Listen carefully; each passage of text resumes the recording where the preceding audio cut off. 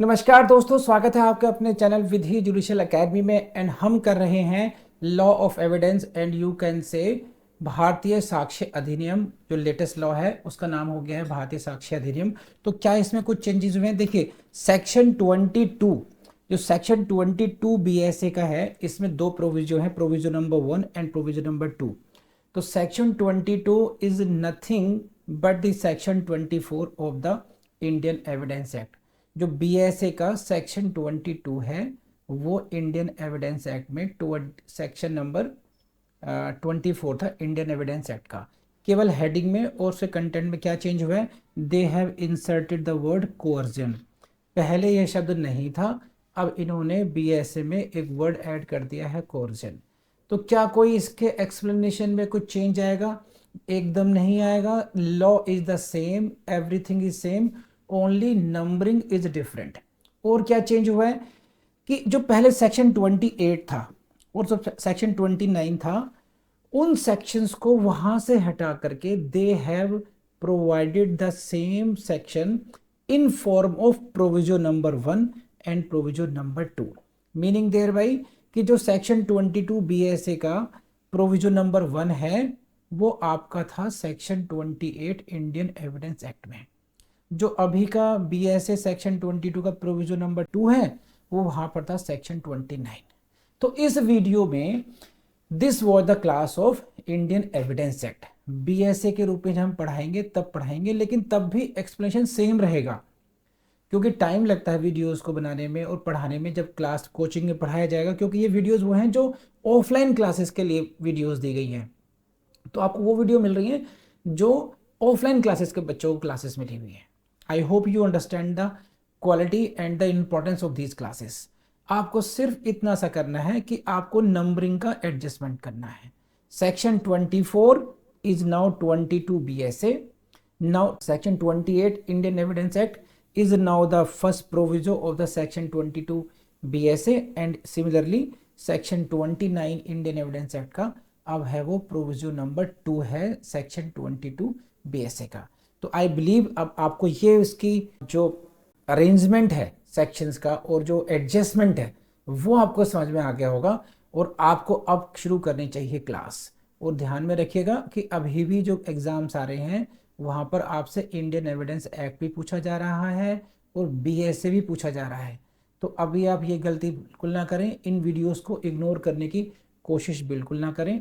और इसमें क्या करेंगे आप कि जैसे जैसे मैं पढ़ाऊँगा आपको वैसे वैसे बेरेक्ट में हाईलाइट करना है, अंडरलाइन करना है, और जहाँ जहाँ से मैं कहता हूँ प्रीलिम्स का क्वेश्चन आएगा वहाँ से प्रीलिम्स को वहाँ पे अपने लिखना है। ये क्लास फाउंडेशन कोर्स की क्लास है, तो मैं as a extra assistance, extra help में पॉइंट आउट करता रहता हूँ कि कहाँ कहाँ से प्रीलिम्स से क्वेश्चन इसमें आएंगे। तो इतना काफ़ी आपको समझाने के लिए, आप बहुत समझदार हैं। And never forget you are going to become जज। दुनिया के सबसे आसान एग्जाम को बीट करना है आपने और वो आप कर लोगे अच्छे तरीके से। तो let's start the class. What it says, A confession made by N accused person is irrelevant in a criminal proceeding. So highlight आप ऐसे ही करेंगे, a confession made by an accused is irrelevant in a criminal proceeding। ठीक, तो first line is what कि criminal proceedings में confession will be irrelevant, but when these are the following conditions, if these following conditions are satisfied, then the confession of an accused person will be irrelevant in criminal proceedings। So why I have highlighted all these things? Because you will have to explain the every word highlighted here. What do you mean by the accused? What do you mean by the confession? What do you mean by the criminal? That is criminal proceeding means you will distinguish it from civil proceedings. That section 24 Evidence Act is not applicable on civil proceedings. So the purpose of highlighting this section is what? In pieces. You will have to highlight each and every word like this. That is why I have highlighted this. So please proceed further. If the making of the confession appears to the court to have been caused by any inducement, threat or promise, again three words have been used here, inducement, threat और promise, कि अगर confession कैसे लिया गया है, confession को हिंदी में बोलते हैं संस्कृति, संस्वीकृति, है ना। कि एक्यूज अगर कोई कन्फेशन करता है that will be irrelevant as per the section 24। कब? जब इसको कैसे लिया जाए? बाय एनी इंड्यूसमेंट, थ्रेट और प्रॉमिस। किसी भी एक तरीके से इंड्यूस किया जाए, माने ललचा कर किया जाए, थ्रेट मीन्स धमका करके किया जाए, एक प्रॉमिस है, प्रॉमिस मीन्स आपसे कोई एक वादा किया जाए, एक सब समझते हैं प्रॉमिस का मीनिंग। तो अगर ऐसे लिया जाएगा तब कन्फेशन क्या होगा? इररेलेवेंट होगा। लेकिन बाकी और क्या है सेकंड पार्ट? ये जो वर्ड्स हैं, see they are 3 words, inducement, threat और promise. These should be having reference to the charge, having reference to the charge, and again against the accused person, proceeding from a person in authority. These are the 3 different phrases used in this section. Section 24 में these are the different phrases. आपको इस तरह से highlight कर लेना चाहिए अलग अलग कलर से इनको। And again, sufficient in the opinion of the court to give the accused person grounds which would appear to him reasonable for supposing that by making it he would gain any advantage or avoid any evil of temporal nature in reference to the proceedings against him. Quite lengthy section, and I don't think you will be able to cram it in exact language. बहुत मुश्किल होगा आपके लिए। तो what I suggest you here in this case, आप section 24 को जो ingredients के रूप में दे रखा है, मैंने आपको इन नोट्स दे रखा है ना, पहले मैंने लिखा है सेक्शन, आपको ब्रेक करके लिखा है, then I have written ingredients. So आप इंग्रेडिएंट जरूर रट लें इसके, समझे आप? अगर आप एग्जैक्ट लैंग्वेज में नहीं लिख पा रहे इसको, कोशिश कीजिए, कितना हो पाया था कर लेंगे, वैसे तो कुछ बहादुर लोग हैं ऐसे कर लेंगे, लेकिन नहीं हो पा रहा है तो इंग्रेडिएंट जरूर रट लेंगे इसके आप लोग। अब बढ़ते हैं क्या, कन्फेशन का मीनिंग समझाने की जरूरत नहीं है। देखिए इससे समझिए, इस एग्जाम्पल समझिए, जरा पढ़िए, मैं पढ़ रहा हूं, आप भी ध्यान दीजिए। ए डकैती is committed in the house of Mohan. एक व्यक्ति है मोहन, उसके घर पे डकैती हुई। Nobody is identified to have committed the crime. ये नहीं पता चल पाया कि किसने वो अपराध किया है। The police arrest one Sohan. एक व्यक्ति को जिसका नाम सोहन है, पुलिस ने उसको अरेस्ट कर लिया। सही है, एक डकैती हुई, criminal is not identified and one person namely Sohan has been arrested by the police. Police ने एक व्यक्ति को अरेस्ट किया है। क्या किया? He is assaulted by the police very severely and threatened that if he doesn't admit to have committed the crime, his limbs will be cut. तो यहां पर क्या है? थ्रेट का एलिमेंट आ गया।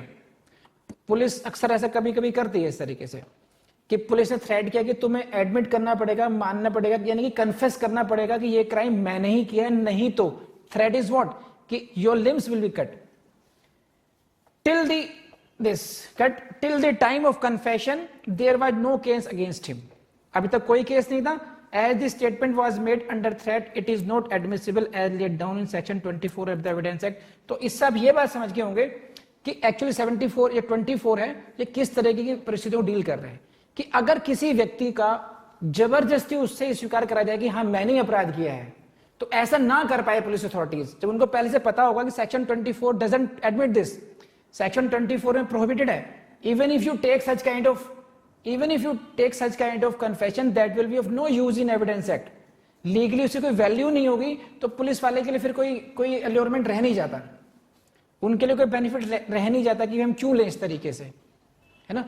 तो to prevent such kind of malpractices, this section 24 has been incorporated in section 24, so that कि जो कन्फेशन आया, देखिए इसमें ये नहीं है what is the principle behind this, जो 24 का जो प्रिंसिपल है कि सिद्धांत पर इसको लाया गया, व्हाट इज दैट इज कि even if it is true, ये कहीं ना कहीं एलिमेंट दिखाई देगा कि भाई ये अनट्रस्टवर्दी है, तो उसको जड़ से ही समस्या को खत्म कर दिया जाए कि भाई अगर इस तरीके से इंड्यूसमेंट करके कहीं से आएगा, ललचा करके लिया, भले ही सही आया, सच बोल रहा है वो, भले ही उसने सच बोला हो, लेकिन लालच बस बोला, ऐसा भी तो हो सकता है कि एक्यूज्ड ने ही क्राइम किया हो, एक्यूज ने क्राइम किया हो लेकिन वो बोल नहीं रहा, उसको भी धमकाया जाए, थ्रेट दी जाए, तब वो उन्हें कन्फेस किया।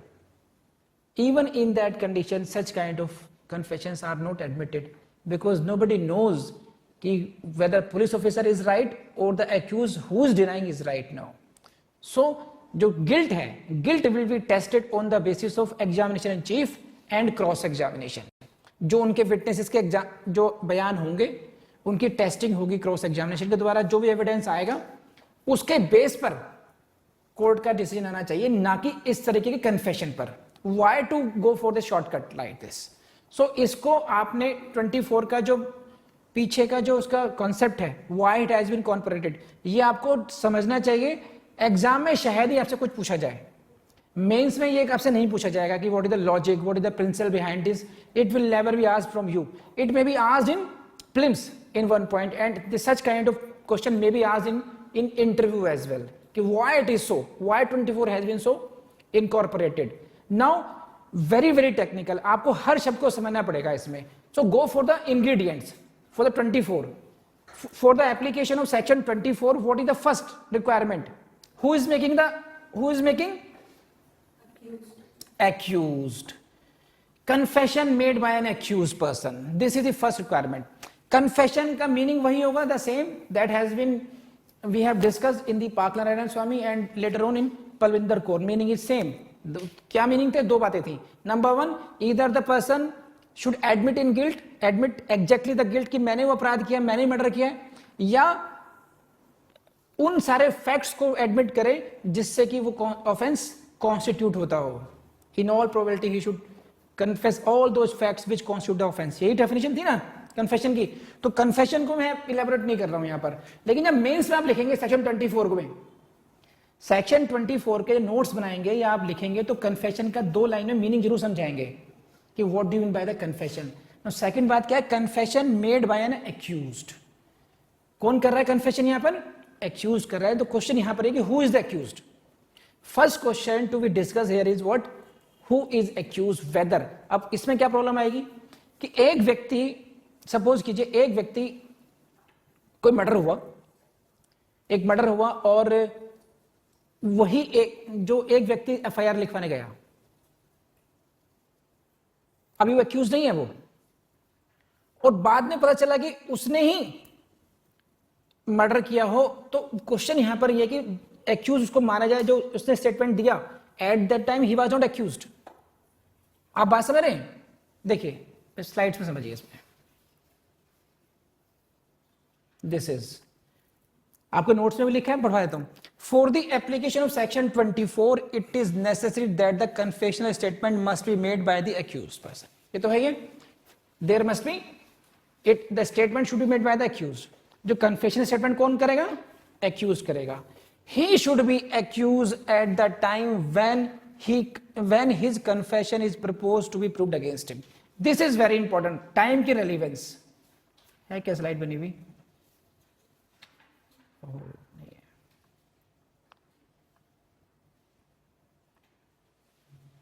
One minute, I show you.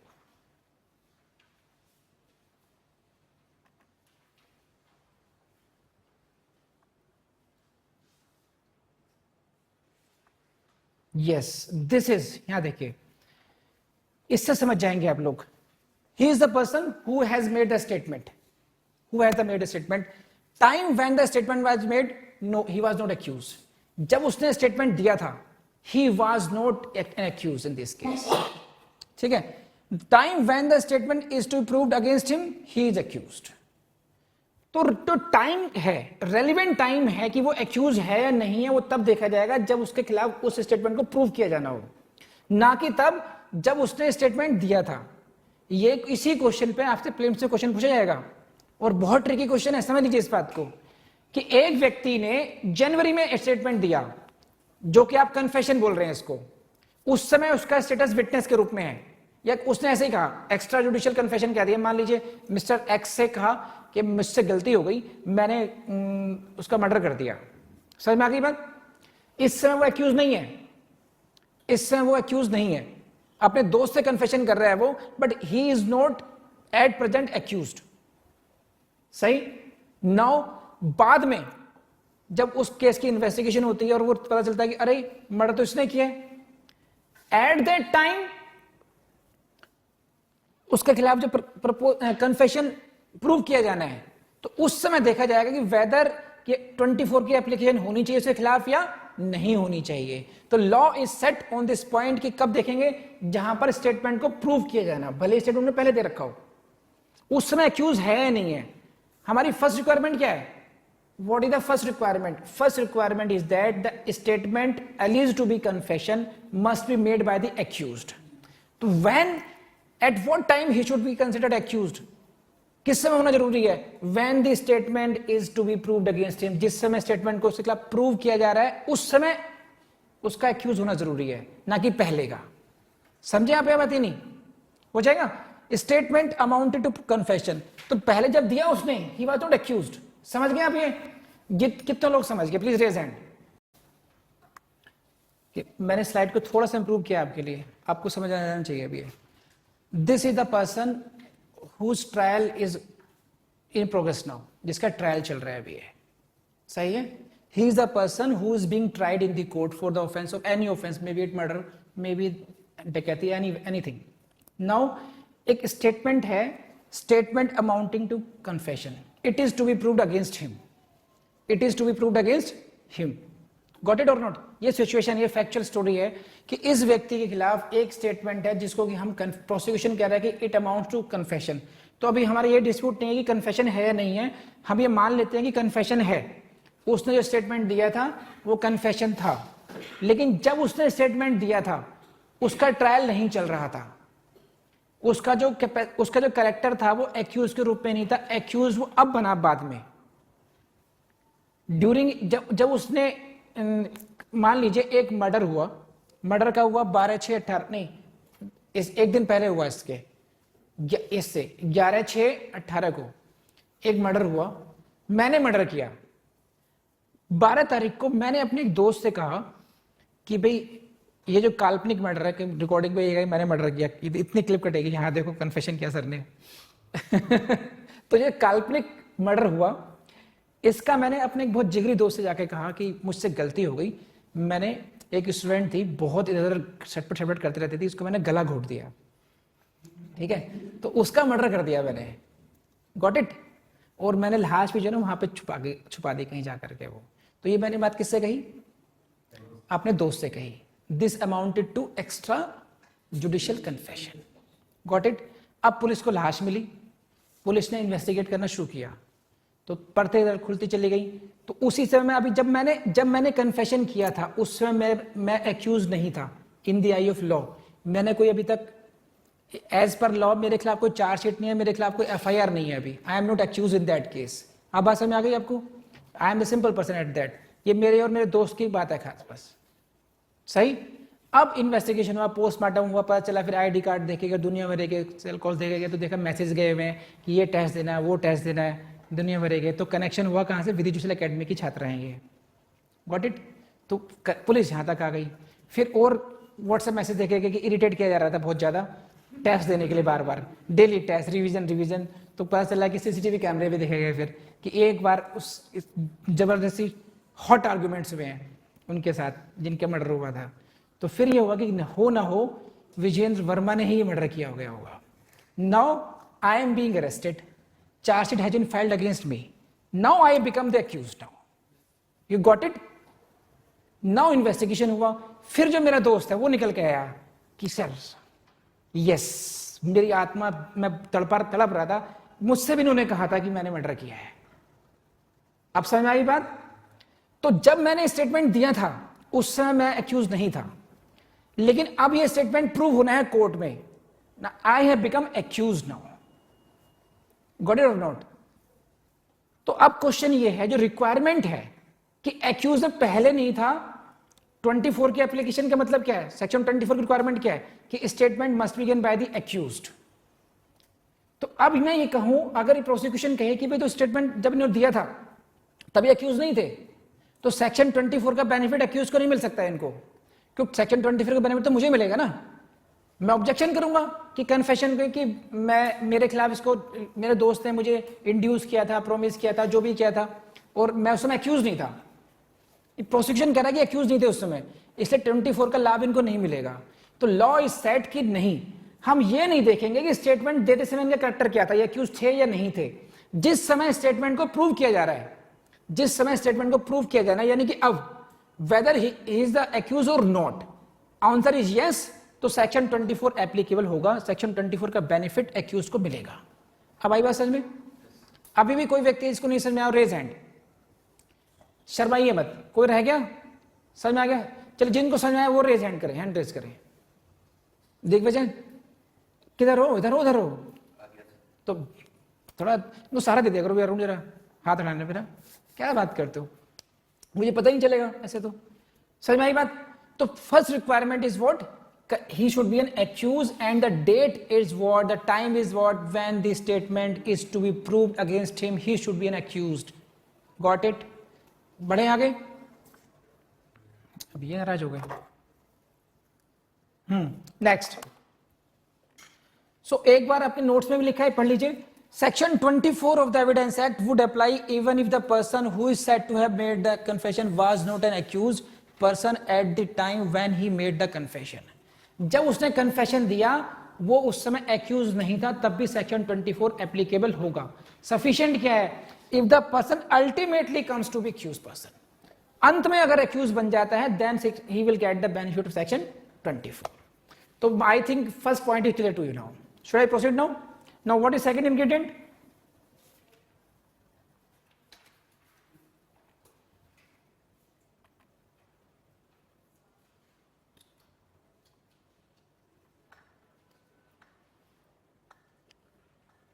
Third, it has to be this that it has been made by a person in authority.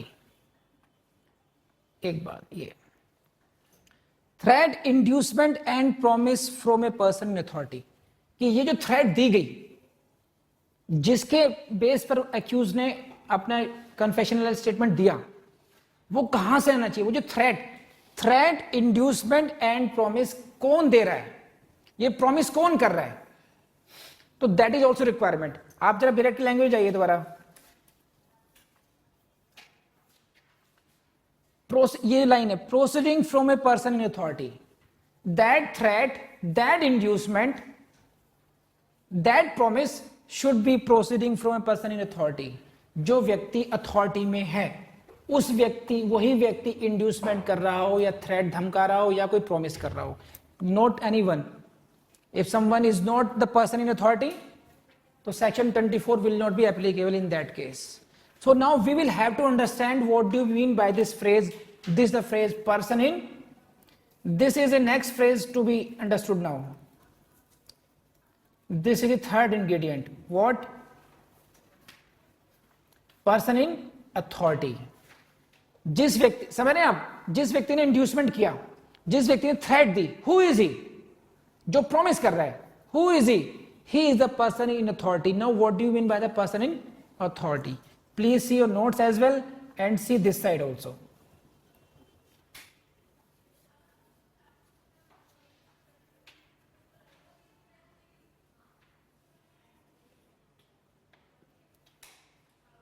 देखिए,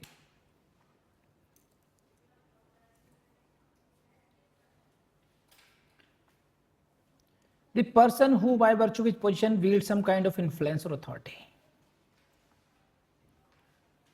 इसका मीनिंग को समझ लीजिए कि पर्सन इन अथॉरिटी का मतलब यहां पर वो नहीं कि केवल पुलिस वाला ही हो या मजिस्ट्रेट ही हो या प्रोसिक्यूटर ही हो, वो भी है। It may be any private person as well.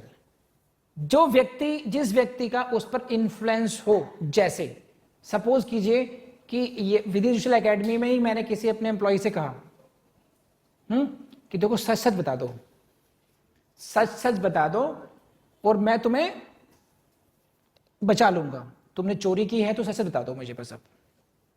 तो I am the person who can influence him here, तो I am the person here in authority. Police वाला आता है, कहता मारूंगा इतना, बता तूने किया नहीं किया। This is threat from A person in authority. He is produced before the court. Court में कौन मिलता है? जज साहब का हेल्मेट मिलता है कि भाई सच सच बता दो, जज साहब से कह के तुम्हें छुड़वा देंगे। He is the person in authority here. Directly वो व्यक्ति इन्वेस्टिगेशन में नहीं है, बट उसको कहीं ना कहीं इन्फ्लुएंस करने की स्थिति में वो एक्यूज को है। तो ये जो इंड्यूसमेंट, थ्रेट, प्रोमिस है, that should come from, proceed from the person in authority, तो इसका लिमिटेड यूज नहीं है इस वर्ड का. The meaning of this phrase is not limited only to the government machinery who are linked to that. It is not so. It may be anything. ये देखना पड़ेगा. The word is this: who by virtue of his position. See this phrase, and you should use it in your while you write the answer. You means you should remember at least few phrases कि जिससे आपके answers में थोड़ी सी जान आए, beautiful बने आपका answer.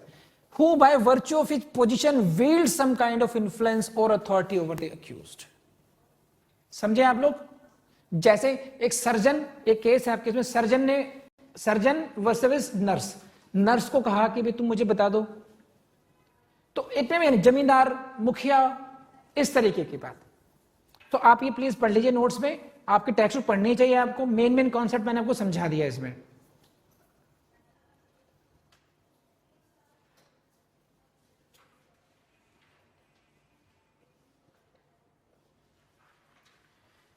पढ़ लीजिए, देखिएगा क्या.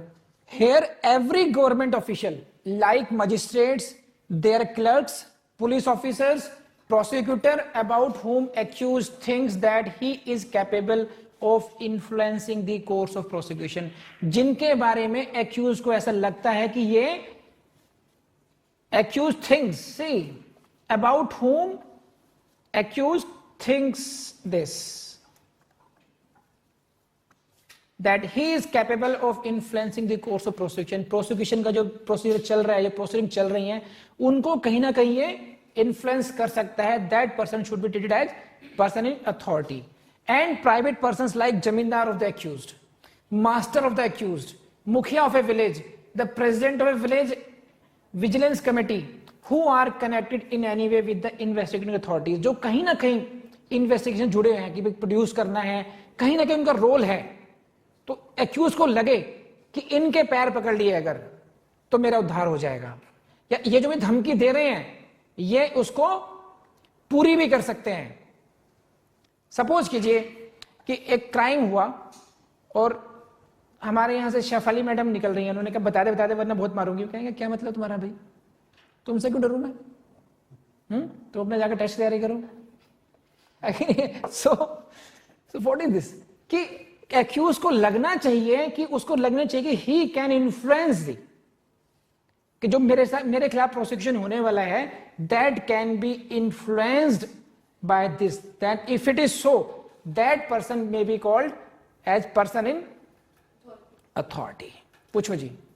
मान ली मैंने मर्डर कर दो, ठीक है, तो मैं किसी और मतलब कोई भी गरीब पर्सन में उसको प्रॉमिस करता हूँ कि मैं तेरे को इतना मतलब तेरी फैमिली को इतना पेमेंट दूंगा अगर तुम जाके कन्फेस कर दे तो ये मर्डर तुमने किया है. ये क्या हुआ? मैं मतलब पर्सन अथॉरिटी में तो हूं नहीं, तो तुम तो एक्यूज की कैपेसिटी में हो ना, बट किसी को पता नहीं है कि मैंने मर्डर किया है. नहीं. जो फर्स्ट ये कह रहे हैं कि मर्डर ए ने किया, जिस व्यक्ति ने मर्डर किया वो दूसरे व्यक्ति को कहे जाकर के भी मैं तुम्हें पैसे दूंगा और तुम अपने ऊपर भार ले लो, है ना. तो और वो व्यक्ति कन्फेस करे, तो रिक्वायरमेंट ऑफ सेक्शन 24 कहां फुल भी? वो तो एक्यूज ही नहीं है. एक्यूज वो जो स्टेटमेंट देगा वो ही इज नॉट एक्यूज्ड. वो तो खुद जाके बोल रहा है ना कि हाँ मैंने मर्डर किया है. बट भले ही बोले लेकिन ही इज नॉट. तो ट्रायल में आएगा ना कि एक्यूज है या नहीं है, वो इन्वेस्टिगेशन में आएगा ही आएगा. वो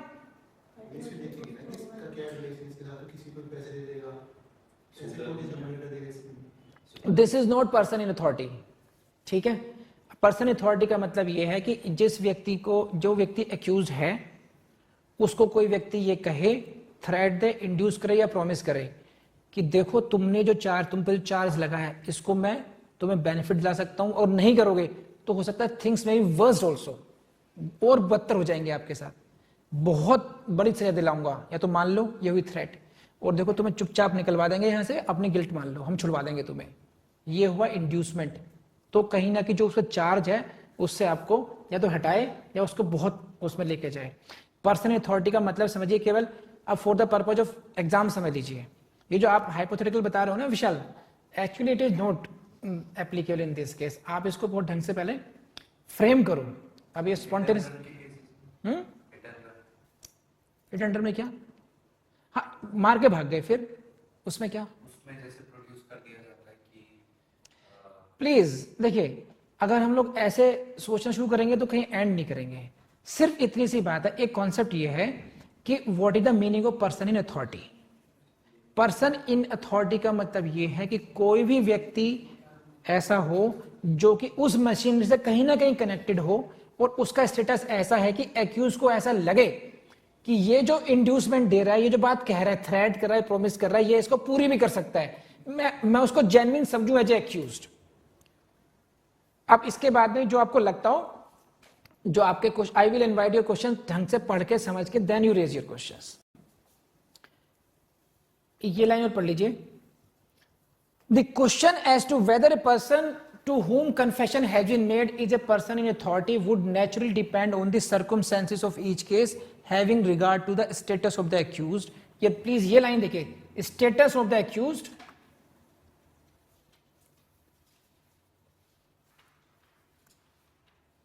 एविडेंस एक्ट बहुत मुश्किल एक्ट में से माना जाता है। Status of the accused in relation to the person before whom the confession is made.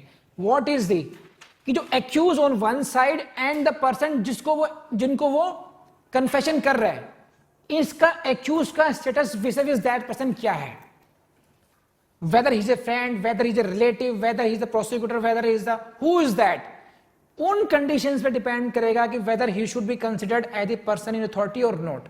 उस व्यक्ति को पर्सन इन अथॉरिटी माना जाए या नहीं माना जाए, it depends upon the status of the accused. Status of the accused in relation to the person before whom confession is made. जिस व्यक्ति के सामने कन्फेशन किया गया, उस व्यक्ति के सामने उस एक्यूज की क्या हैसियत है। जैसे a house surgeon of the hospital is a person in authority in relation to a nurse. कौन? House surgeon. वन साइडेड कौन है? House surgeon. And this is nurse.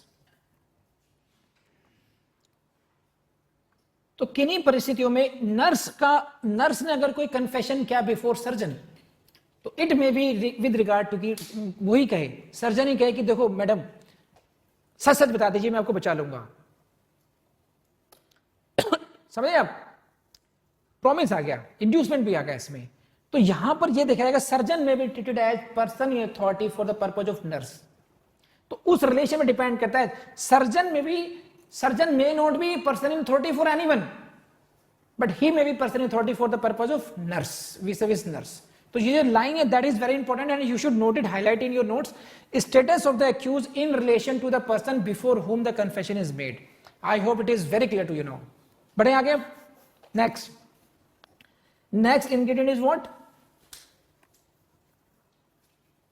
That the confession has been obtained by any inducement, threat और promise. ये हो चुका नहीं,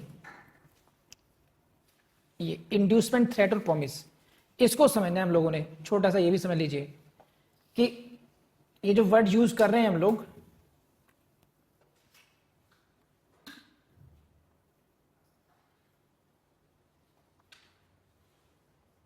inducement, threat और promise का मतलब क्या है। ये for the application of section 24 it is necessary that the confession must be obtained by reason of inducement, threat और प्रॉमिस। अभी तक हम लोगों ने क्या पढ़ा? He must be accused, the inducement, threat और promise must proceed from the person in authority. Now ये जो वर्ड्स हैं, इंड्यूसमेंट, थ्रेट और प्रॉमिस, इनमें इंड्यूसमेंट जो वर्ड है खासकर, promise everyone knows, threat everyone knows, inducement से क्या, इनका मीनिंग क्या क्या निकाला जाए इनका, तो उस पर भी आपको एलैबोरेट करना पड़ेगा एज ए नेक्स्ट इंग्रेडिएंट। क्या? Although it's very difficult to lay down any hard and fast rule as to what constitutes inducement, generally it involves a threat of prosecution. Inducement में थ्रेट ऑफ प्रोसिक्यूशन,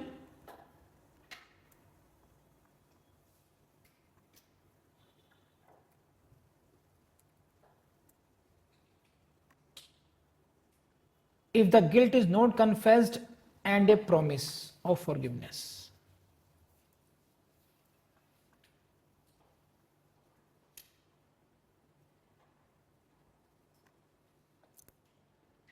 yes, दो बातें होती हैं inducement में।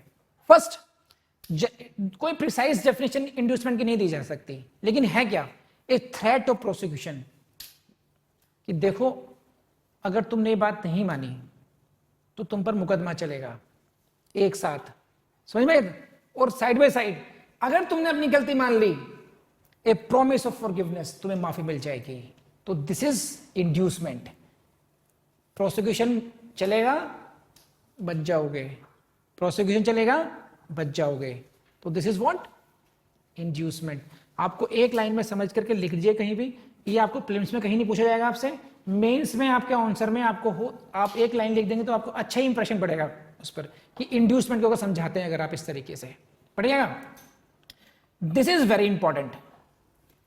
Next line,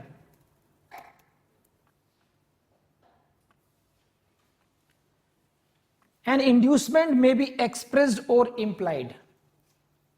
It need not be made to the accused directly from the person in authority. Very very important line. इसको मैं थोड़ा सा बड़ा करके दिखाता हूं।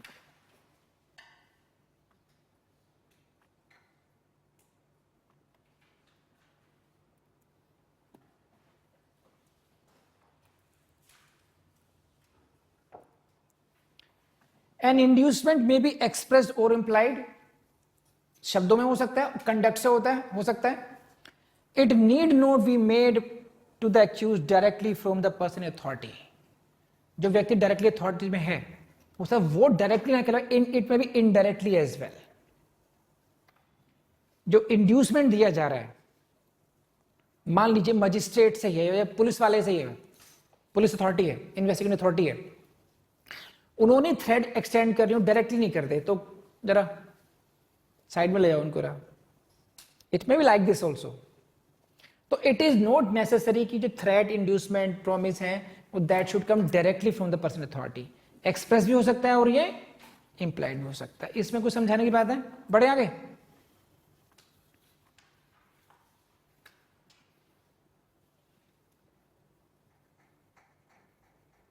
एक शब्द था, कहां गया वो, बस ये रहा।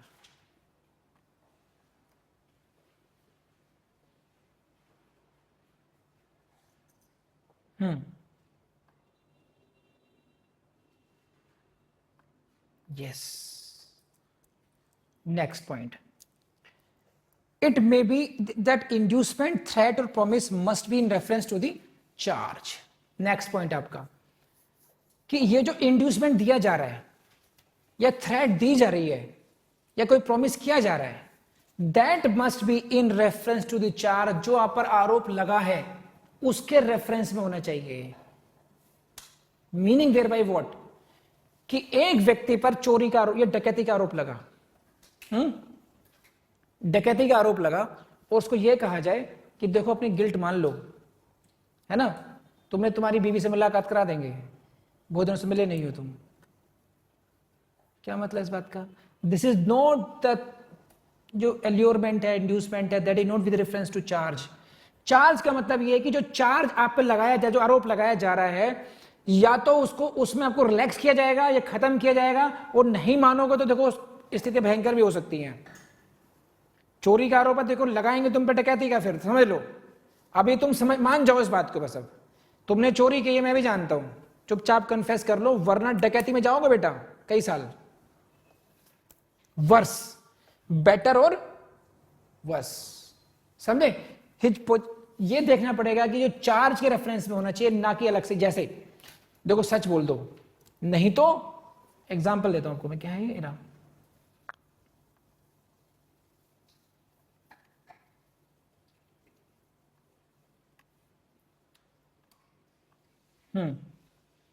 सी एक एग्जाम्पल है कि गांव के मुखिया हैं, उन्होंने कहा कि देखो अगर तुमने अपनी गिल्ट को स्वीकार नहीं किया तो हम तुम्हें आजीवन अपने उससे निकाल देंगे, जाति से बाहर कर देंगे। समझ रहे हैं बात? या भगवान के लिए सच बोलो, ऊपर वाले को मुंह दिखाना है, ये सब नहीं काम होगा इसमें। Not mere exhortation to speak the truth in the name of God, भगवान के नाम पे आपको इंड्यूसमेंट किया जाए कि ऊपर वाले उसे कुछ मुंह दिखाना है, ऐसी बातें नहीं चलेगी इसमें। समझे बात? अब ये सिर्फ ये 3 बातें होनी चाहिए in reference to the charge हो, जो इंड्यूसमेंट, थ्रेट और प्रॉमिस है that must be in reference to the charge, जो आप पे आरोप लगाया गया उसके संबंध में होनी चाहिए डायरेक्टली। या तो position with regard to charge may be better और वर्स, कि आपकी जो, अगर आपने ऐसा नहीं किया, ये हुई थ्रेट कि चीजें बिगड़ सकती हैं तुम्हारे लिए, और अगर तुमने मान ली बात तो तुम्हारे लिए फायदा होगा तुम्हें इस बात का। किस बात का? विद रिगार्ड टू चार्ज, आरोप का। ये नहीं है कि not mere exhortation to speak truth in the name of God, not in reference to other offences और मैटर्स और offences committed by the others, कि देखो तुम्हारे भाई ने जो किया था, तुम मान लो तुम्हारे भाई को उसमें छोड़ देंगे। अदर ऑफेंसेस से मतलब नहीं है कि दूसरे लोगों के संबंध में नहीं है, तुमने जो क्राइम किया है, एक्यूज ने जो क्राइम किया, उस पर जो आरोप है उसके रेफरेंस में होना चाहिए सब ये, नोट विद अदर। ये बात समझ रहे हैं आप? ये and third is collateral matters unconnected with the charge. Collateral means जैसे मैंने बताया कि वाइफ से मिलवा देंगे, चलो ठीक है, टीवी दिखा देंगे तुम्हें, कुछ फैसिलिटीज बढ़ा देंगे तुम्हारी, तो वहां पर आप पर जो आरोप लगा है उस पर फर्क नहीं पड़ रहा, तो वो एप्लीकेबल नहीं होगा। इंड्यूसमेंट, थ्रेट और promise must be with regard to your charge, जो आप पे आरोप लगा है। आई होप समझे आप लोग इस बात को। बढ़े क्या? प्लीज रेज हैंड अगर आपको समझ में आ गया तो, सभी लोग जिनको समझ में आ गया, जिनको समझ में आ गया रेज हैंड। Thank you. मैं से थोड़ा सा कॉन्फिडेंस में आ जाता है कि हाँ अब मैं बढ़ सकता हूं। एसी चलाना है। नेक्स्ट पॉइंट, जब देखिए 5 मिनट का लेक्चर है गया। M K were threatened in a panchayat of their caste fellows that they would be excommunicated from the caste for life. ये आपका एग्जांपल दे रखा है, इसमें आपकी इलस्ट्रेशन दे रखी है आपकी बुक में, कि पूरे जीवन के लिए आपको यहां से जात से बाहर कर दिया जाएगा। There was no threat made having reference to any charge against them. क्या था नुकसान? क्या था? सच नहीं बोलोगे तो क्या होगा? जाति से बाहर हो जाओगे। जो चार्ज लगा है आपके ऊपर, उस पर तो कोई फर्क नहीं पड़ रहा ना। आपको प्रलोभन किस बात का है? कि जाति में रहोगे बस, लेकिन आप पे जो आरोप लगा है उससे तो फर्क नहीं हो रहा। तो that must be in reference to your charge. Meaning समझ में आया इसका? ये एग्जांपल पढ़ के नहीं आया समझ में? देखो, एक व्यक्ति है बी, इसका मर्डर हुआ, चार्ज किस पे लगा? एम और के पर। 2 व्यक्ति हैं, एक एम, सेकंड इज के, इन पर चार्ज लगा मर्डर का। जब पंचायत हुई गांव की, पंचायत ने कहा कि देखो एम एंड के, यू एंड यू, अगर तुम लोगों ने अपनी गिल्ट को नहीं माना, नहीं स्वीकार, सच्चाई नहीं बोले, तो तुम्हें जाति से बाहर कर दिया जाएगा। सही है? अब जो प्रलोभन है या जो मुझे खतरा है अगर मैं सच नहीं बोलूंगा, तो वो क्या है? जाति से बाहर होने का। आरोप क्या है? मर्डर करने का। तो मुझे मर्डर करने के चार्ज से तो कोई फायदा हो नहीं रहा। ये तो आप कह नहीं रहे कि अगर सच बोलोगे तो मर्डर से हटा हो जाएगा। तो दैट थ्रेट कि आपको जाति से बाहर कर दिया जाएगा is not related to the charge of murder. Therefore it was held there was no threat made having reference to any charge against them. समझे कि जो आरोप लगा था उससे संबंध में कोई धमकी नहीं दी गई थी इनको। समझ में आता? ये जो प्रलोभन है, थ्रेट है, वो सब किससे होना चाहिए? Reference to charge against you. बढ़े आगे। Now next, this I have told you, inducement need not be necessarily expressed, it may be implied from the conduct or the circumstances. We have dealt it.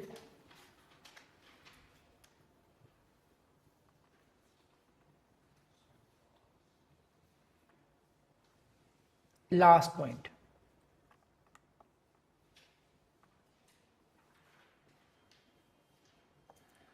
जैसे मान लीजिए S1 ने चोरी की, है ना? S1 ने चोरी की और प्रोसिक्यूटर ने क्या कहा? या कि देखो चुपचाप अपनी गलती मान लो, अब मानोगे तो हम तुम्हें टॉफी खिलाएंगे, कुछ होगा इससे, या फिल्म दिखा देंगे आपको, एसी से बचा लेंगे 2 दिन के लिए, कुछ होगा? What this, please see the word sufficient to give the accused ground.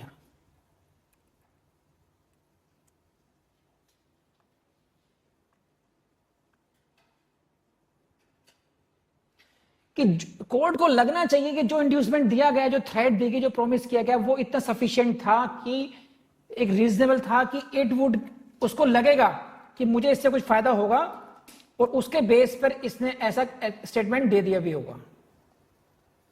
समझे? तो that is very simple line. इसमें लास्ट का जो लास्ट इंग्रेडिएंट है, द इंड्यूसमेंट, थ्रेट और promise must be in the opinion of the court be sufficient. किसके opinion में? Court के ओपिनियन में। कोर्ट को लगना चाहिए कि इन द प्रिवेलिंग सर्कमस्टेंसेस, जो केस के फैक्ट्स हैं, इसमें जो इसको कहा गया ये इतना सफिशिएंट था ये समझने के लिए, इसको इन्फ्लुएंस करेगी ये थ्रेट, इसको इंड्यूसमेंट इन्फ्लुएंस कर सकता था कि इसने ऐसा कहा होगा इसके उसमें आकर के, तो that will be sufficient also. तो this is all about the section 24। और एक लास्ट बस ये, accused induced by his own belief if the accused makes the confession thinking that by so doing the authorities would soften the attitude towards him, the confession cannot be said to be non-voluntary। अगर उसको खुद ही लगता है कि अगर मैं सच बता दूंगा तो हो सकता है साहब की मुझ पे थोड़ी कृपा हो जाएगी, साहब मैं कुछ कहना चाहता हूं, कोई थ्रेट नहीं, कोई इंड्यूसमेंट नहीं, कोई कुछ नहीं, सेल्फ बिलीफ, अपने आप ही लगता है कि अगर मैं कहूंगा तो मुझे कुछ बेनिफिट मिल जाएगा, तो then this case will not be covered by section 24। Now I come to 28. यहां से again from the direct language itself you will see the several questions from here. इसको 24 के साथ पढ़ना आप। देखिए सेक्शन 24 में क्या था?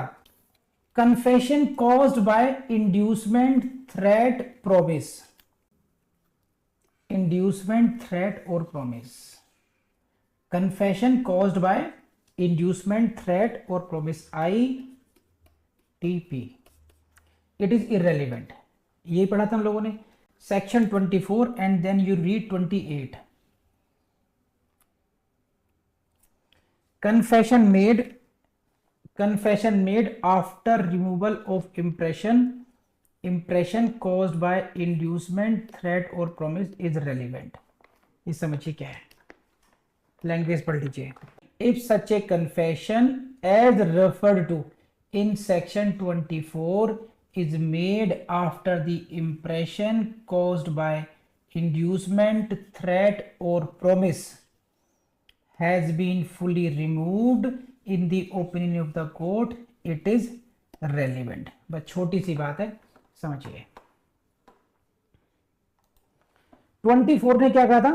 24 ने यह कहा था कि अगर इंड्यूसमेंट ऐसा है, अगर कन्फेशन आईटीपी का रिजल्ट है, इंड्यूसमेंट के द्वारा दिया गया है, किसी थ्रेट के से डर कर दिया गया है, या किसी प्रॉमिस के लालच में आकर के दिया गया है, अगर कन्फेशन आईटीपी का रिजल्ट है, मींस कन्फेशन लेने के लिए इंड्यूसमेंट, थ्रेट या प्रॉमिस का सहारा लिया गया था, तो वो 24 में इररेलेवेंट होगा। लेकिन अगर कन्फेशन, उनका जो डर था, जैसे मानते हैं थ्रेट है, थ्रेट दी गई कि अगर तुमने ये कन्फेशन नहीं किया तो तुम देख लो तुम्हारा कितना बुरा हाल किया जाएगा। बात समझ आ रही है आपको? तुम्हारे विरुद्ध ये किया जाएगा, तुम्हें धमकाया गया और तुम्हें मजबूर किया जा रहा है कन्फेशन देने के लिए, और अगर तुमने उस मजबूरी में आकर के आपने वो कन्फेशन किया तो that will be irrelevant under section 24। लेकिन जब आप कन्फेशन करने के लिए गए, कन्फेशन किया आपने, मजिस्ट्रेट ने कहा कि तुम कोई डरे हुए लग रहे हो, go to the JC, judicial custody में जाइए, कुछ दिन बाद रिकॉर्ड करेंगे। Now that threat perception has gone. Now the court को लगता कि नहीं, अब वो थ्रेट परसेप्शन नहीं है। अगर थ्रेट का परसेप्शन हो या इंड्यूसमेंट का हो या प्रॉमिस का हो, वो एलिमेंट अगर हट चुके हैं तो आपका जो कन्फेशन वो इररेलेवेंट नहीं होगा, that will be relevant under section 28। तो सिंपल सी बात है, अगर आईटीपी होगा, इंड्यूसमेंट, थ्रेट और प्रॉमिस का रिजल्ट होगा, तो वो इररेलेवेंट कौन सेक्शन में हो जाएगा? 24 में हो जाएगा। और अगर उसका इंप्रेशन खत्म हो चुका है, हट चुका है, तो रेलिवेंट कहां पर हो जाएगा वो? सेक्शन 28 में हो जाएगा। छोटी सी बात है, बढ़ते हैं आगे। 29, please come to the section 29 and this is again I am saying very important for you. From the heading itself you can see the question. From the heading itself, heading से देखिए प्रीलिम्स के point पे you cannot miss the marginal notes. Heading तो रटी होनी चाहिए आप लोगों को अच्छी तरीके से। Confession otherwise relevant not to become irrelevant because of promise of secrecy etc. So there are so many points which are to be discussed here. Now I come to their one by one.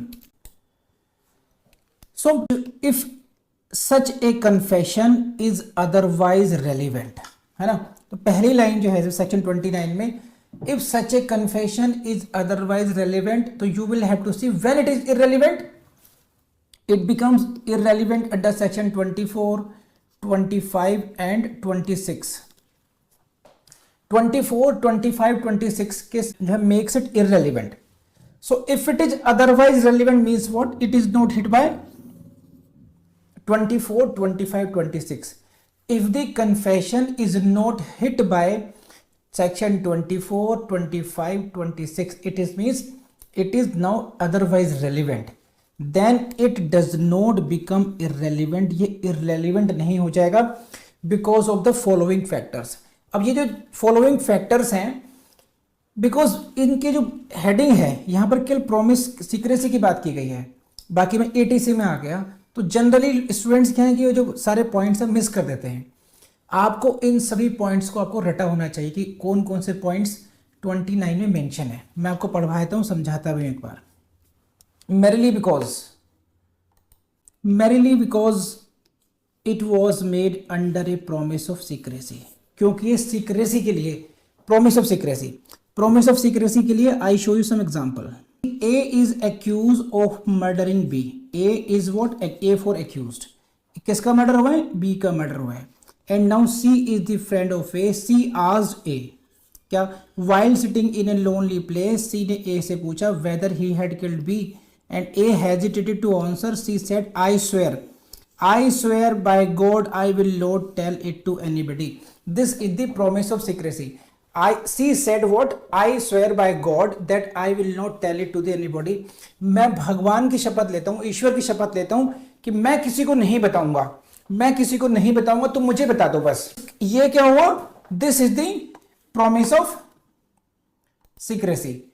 ये हुआ promise of secrecy. इस promise of secrecy पे अगर ये कहा गया, then अगर ए ने कन्फेस किया है that कि मैंने ही मर्डर किया है, तो in that case this statement has been obtained by the promise of secrecy. But now question ये है कि इसी इलस्ट्रेशन पे आपसे क्वेश्चन पूछ लेंगे whether this confession is relevant और not. So because of section 29 it can be proved, it may be proved and this will not be excluded. अब क्वेश्चन कैसे आएगा? इसी इलस्ट्रेशन को दे देंगे एंड ये जो स्टोरी है इसको ध्यान में रखिए। ये क्वेश्चन है आपका और मैं आपको अब ऑप्शंस बनाता हूं इसके। Option A, it is excluded by section 24। Option B, it is excluded by section 25। It is excluded 26 and now it is कहेंगे it is relevant under section 29। तो answer is what? D answer हो गया। It is relevant under section 29। अब ऐसे question कब कर पाएंगे आप ऐसे क्वेश्चन को तब कर पाएंगे जब आपको बेरेक लैंग्वेज कंठस्थ होगी, ध्यान रखना। तो this was the first point. ठीक, सेकंड पॉइंट पर आ जाइए यार आप क्या है? सेकंड पॉइंट है is in consequence of a deception practice किया गया। Deception practice on the accuse person for the purpose of obtaining it. कपटपूर्ण तरीके से उससे कन्फेस कराया गया and then it is being used to whether that confession which is obtained by confession will be relevant or not. Again this will be relevant under section 29 and I try to see. A is arrested for the murder of B. A is arrested for the and is kept in jail. Jail में रखा जाता है। Now A writes a letter to his father. अपने father को letter लिखता है expressing his regret for having committed a very heinous offense of murdering B. Now यहां पर क्या है, A is the accused, he is writing a letter to his father कि मैंने, मुझसे एक जघन्य अपराध हो गया कि मैं ये अफसोस है इस बात का कि मैंने बी की हत्या की. Now he is writing a letter, who is writing, accuse is writing a letter to whom, to his father. In this case the gatekeeper made a promise to the accused that he will give the letter to his father and nobody else. किसी को वो letter नहीं दूंगा. अब यहां पे gate keeper को नहीं पता है कि उसके अंदर क्या है, बस उसने क्या कहा कि एक तरीके से उसने लेटर ले लिया बस उससे. And then when he got the letter from the accuse he delivered it to the authorities. This is a deception practise upon the accused. ये कपट उस पर किया गया कि देख तू लेटर दे रहा है, कोई बात नहीं, मैं दे दूंगा तेरे पेरेंट्स को, फादर को दे दूंगा मैं. Now this letter is in the hand of, see this is, पढ़ लीजिए फिर आगे बढ़ते हैं बस. Here though the confessional statement of the accused was taken by the gatekeeper by practicing fraud upon him, the statement is admissible. Fraud से लिया, this confessional statement was taken by the gatekeeper by practicing fraud upon him. Still this statement is admissible. Why?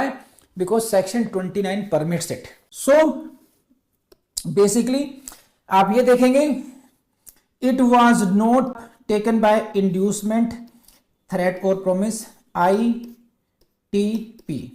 It means section 24 rule out, nor was it made to a police officer, 25 ruled out, nor to anybody else while the accused was in custody, 26 is ruled out. So you can say this confession is otherwise relevant. It is not otherwise irrelevant. It is otherwise relevant because neither it is hit by 24. 24 इसको hit नहीं करता है, 25 hit नहीं करता है, 26 नहीं करता है, क्योंकि ना तो इसको ITP से लिया गया, इंड्यूसमेंट थ्रेट प्रॉमिस से लिया गया, इमिनेटिंग फ्रॉम द अथॉरिटी, ना ही ये पुलिस ऑफिसर को दिया गया है, ना ही पुलिस की कस्टडी में दिया गया है. तो 29 की एप्लीकेशन में आप इन तीनों पॉइंट्स को देखेंगे कि weather it is given by 24, 25, 26. आप इसको अगर मेंस में जाएगा तो इस तरीके से लिख भी सकते हैं कि भाई आपको ये एक्सप्लेन करना पड़ेगा. 29 की एप्लीकेशन के लिए ध्यान रखना 24, 25, 26 को रूल आउट करना बहुत जरूरी है. Are you getting this point और नॉट? यहां तक समझ में आया नहीं आया? प्रॉमिस ऑफ सीक्रेसी और डिसेप्शन. नेक्स्ट पॉइंट, और व्हेन ही वाज ड्रंक, जब वो पिए हुए हो. लेकिन इसमें भी खास बात क्या है, लिख लीजिएगा, he should not be senseless. लिख लीजिए एक लाइन बस. If confessional statement is made by some accused person while he was drunk, it is admissible if he had not become quite senseless. ऐसा नहीं होना चाहिए कि बिल्कुल ही सेंस ना हो उसको. ड्रंकन पोजीशन में है, ड्रंकन पोजीशन में है but still in senses, such kind of confession will be admissible under section 29. और यहां से क्वेश्चन आपको मिलेगा. और देखो ऐसी जगह सेक्शन 29 में आप अगर आपने अच्छा नहीं किया, यहां पर आप कंफ्यूज हो सकते हैं, तो be careful. Next point to be noted here is what, again आप इसको देखने का समझने का तरीका वही है. रीजन क्या मानेगा, it was not obtained by inducement threat NOR it was made while he was in police custody. Again वही, नीदर इट 24, 25, 26 से हिट नहीं है, 29 इसको अलाउ करता है. हर बार आप इसको इसी तरीके से देखेंगे. आप नेक्स्ट पॉइंट क्या है, इसमें अभी चौधरी ने कहा है कि किसी ने जबरदस्ती पिला दी हो, तो इसमें 29 doesn't say it was the involuntary intoxication और वॉलंटरी इंटॉक्सिकेशन. ये कहते हैं कि even if you are drunken position, even if you are in drunken position and confesses, it will be relevant under section 29. एक बात आप ध्यान रखना, देखो इस चीज को ना, शब्द क्या है, रेलिवेंट. एक होता है बीइंग रेलिवेंट, एक दूसरा वर्ड है evidentiary value. The evidentiary value of a piece of evidence, किसी भी साक्ष्य की, जो साक्ष्य की जो उसका महत्व है वो कितना है.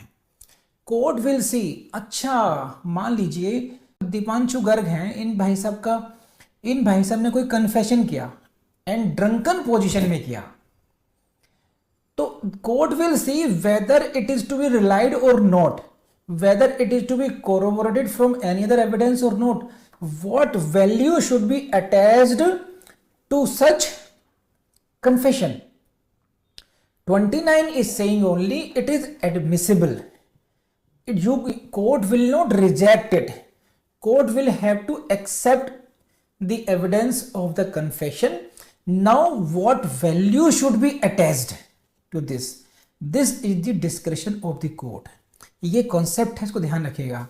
एक हुआ कि हाँ एडमिसिबल है, ऐसे समझ लीजिए अभी Chaudhary madam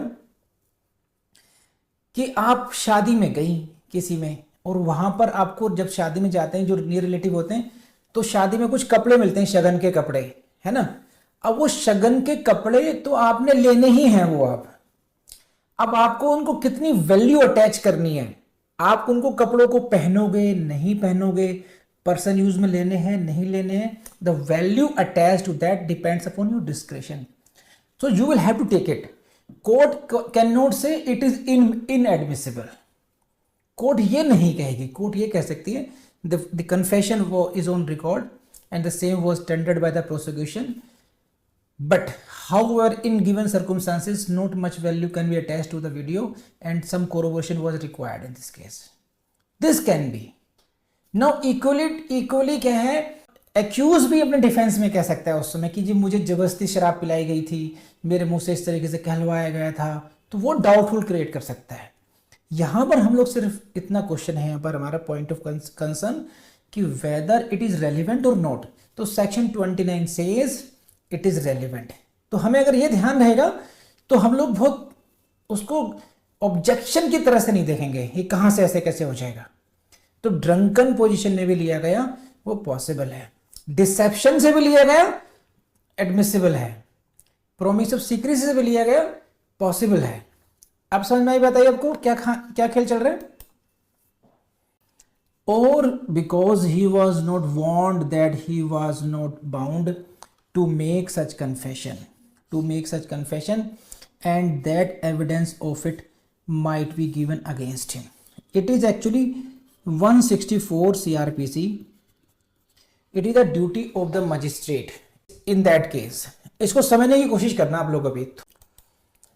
He was not bound to make such confession and that evidence of it be given against him. अगर ये क्योंकि उसको ये वार्न नहीं किया गया था, चेतावनी नहीं दी गई थी कि तुम इस कन्फेशन को करने के लिए बाउंड नहीं हो और तुम्हारे विरुद्ध फिर इसको यूज किया जा सकता है, अगर उसको ये चेतावनी नहीं दी गई तो section 29 says it is still relevant. Now you will have to see it in to perspective. Who is going to warn him. 164 में जो magistrate recording statement has to warn him, उसको वार्न करता है, तो क्या ये मजिस्ट्रेट पर भी एप्लीकेबल होगी. इन दिस रिगार्ड देयर के case law Singhara Singh says no, if confession recorded by the magistrate is not recorded as directed by 164 it would be inadmissible. It would not be admissible. It means it would be inadmissible. अगर magistrate ने warn नहीं किया है ना, magistrate ने warn नहीं किया, it means 164 की कंप्लायंस मजिस्ट्रेट ने नहीं किया, that confession would be inadmissible. Otherwise 164 के अलावा कोई सिचुएशन ऐसी है तो फिर 29 में आप उसको, हालांकि कोई ऐसी सिचुएशन बनती नहीं है, तो इसलिए कहा गया है बेसिकली, ये लाइन पढ़ लीजिए आप लोग कि correct view is this, section 29 applies to extra judicial confessions, not to the judicial confessions. तो in case of judicial confessions if you are not warning, ये जो लास्ट की लाइन है that he was not warned that, तो in this case if it is against 164 section 29 goes, ध्यान रखना. So आप ऐसे कह सकते हैं where section 164 comes section 29 goes. 29 is over now. 29 में लास्ट में आप यूं समअप कर सकते हैं इसको, this is if the confession made otherwise relevant है, then promise of secrecy, result of deception, drunk, answer to a question which he was not bound and when he was not warned of. अगर ये conditions भी हैं then because of this it does not become irrelevant. ये पूरा का पूरा section 29 की summary है यहाँ पर। ये आई बिलीव कि आपको समझ में आ गई होगी। सो दोस्तों, मुझे पूरी उम्मीद है कि क्लास आपको पसंद आई होगी। अगर ऐसा है तो देखिए, इससे आगे अभी क्लास मत कीजिए। अभी आपको क्या करना चाहिए, इस क्लास में जो भी आपने नोट डाउन किया होगा उसको अच्छी तरीके से पढ़िए, समझिए और याद कीजिए, रिपीटेडली याद कीजिए। जितना ज़्यादा याद करेंगे, जितना रिवीजन करेंगे, उतना आपके काम आएगा। साथ ही साथ में इसके नोट्स के लिए आपको हमारी वेबसाइट पे जाना होगा vidhijudical.com, और उसी के बाद में आप ऐप जरूर डाउनलोडेड होना चाहिए। वहाँ पर आपको एक छोटा सा कोर्स मिलेगा जिसमें आप क्या कर सकते हैं, आपको BSA के जो MCQ टेस्ट हैं वो मिल जाएंगे और नोट्स भी मिल जाएंगे अलग से वहाँ पर, और वहाँ पर आपको 1 लाइनर नोट्स भी मिल जाएंगे आपको। तो हमारे वेबसाइट को भी एक्सप्लोर कर लीजिए आप, और हमारे ऐप को भी ज़रूर एक्सप्लोर कर लीजिएगा।